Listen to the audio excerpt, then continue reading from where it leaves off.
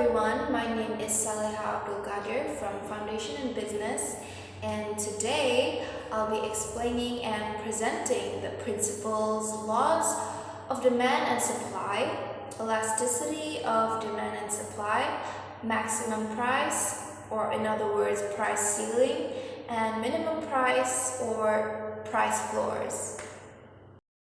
Now, first things first is law of demand. Now, law of demand has a negative relationship between the price and quantity. So if a price of a certain good or services go up, the quantity demanded for that goods or service will go down. Same goes if it was the other way around. If the price of a certain good went down, the quantity demanded would go up. So, for example, like as we can see in this graph, if the price goes down from P1 to P2, the quantity demanded will shift from Q1 to Q2. Shift rightward. So this curve here is called the demand curve. There are two types of goods. There are normal goods and abnormal goods. Normal goods show a positive shift in the demand curve. When there happens to be an income raise, the demand will also be raised for these type of goods. For example, normal goods are branded clothes, cars, or like the latest version of a phone brand. And then abnormal goods show a negative shift in the demand curve. So if there happens to be an income raise, the demand for these products, abnormal goods, will go down. For example, supermarket items, cheap or local brands, those are abnormal goods. Now the determinants of demand. So first there is consumers' income, then taste and trends, population or number of buyers, expectation of future prices, festive seasons or climates, and finally, price of related goods. Next is law of supply. So law of supply shows a positive relationship between the price and the quantity supplied. So if the price goes up, the quantity supplied for that good or service will also go up, and vice versa. If the price goes down, the quantity supplied also goes down. So this is because the supplier's main objective is to go towards which output has the most profit. So as we can see in the graph here, if the price goes down from P1 to P2, the quantity supplied will shift left from Q1 to Q2. And if the price goes up from P1 to P3, the quantity supplied will shift right from Q1 to Q3. Okay, now is the determinants of the supply. So first, price of goods, and then cost of production, expected future price, technological advancement, improvement in infrastructure, number of sellers, and government policies.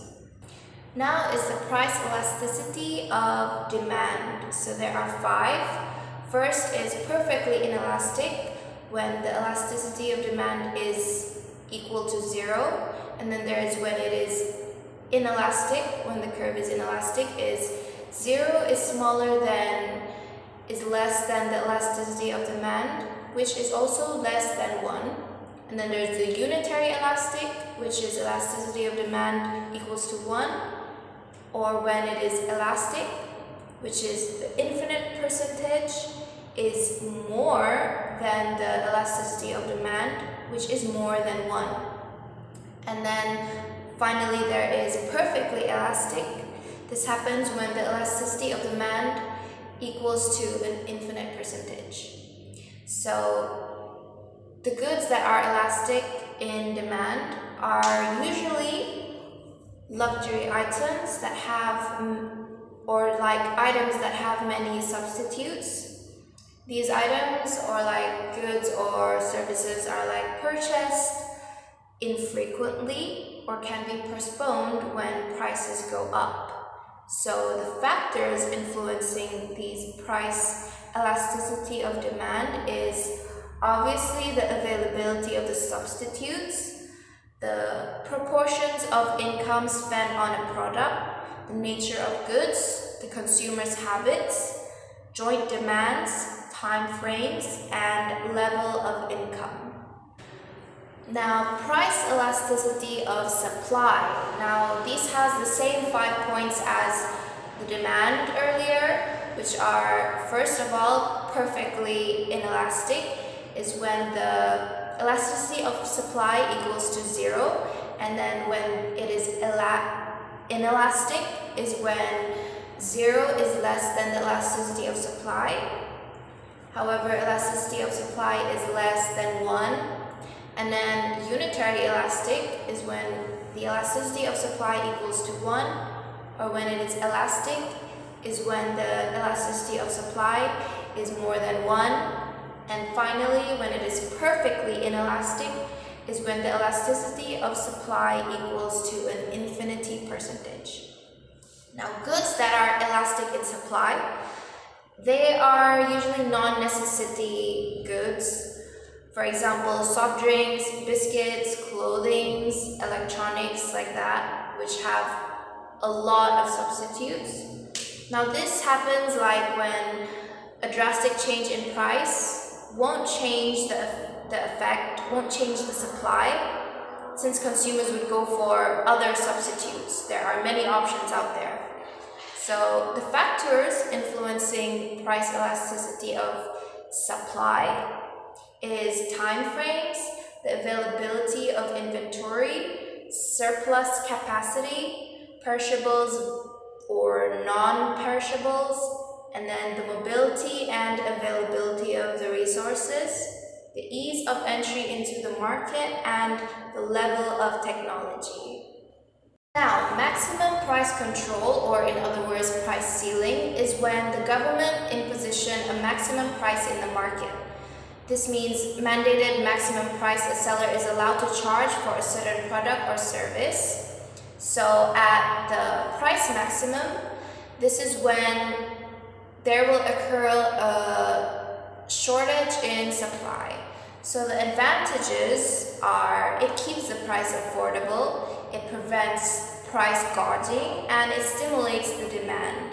The disadvantages, however, are supply shortage, loss of quality or corner cutting, and the boosted prices or the extra charges are the disadvantages.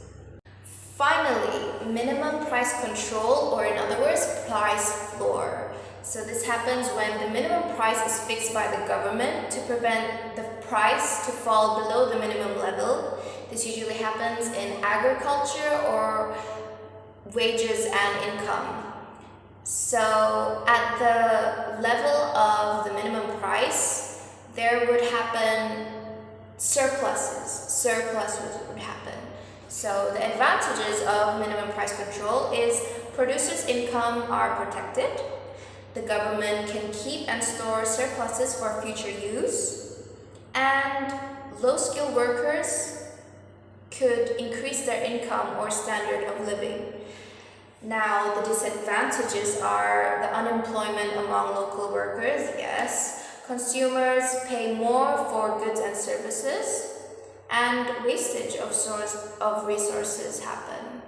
So, yeah, that is all from me. Thank you for watching.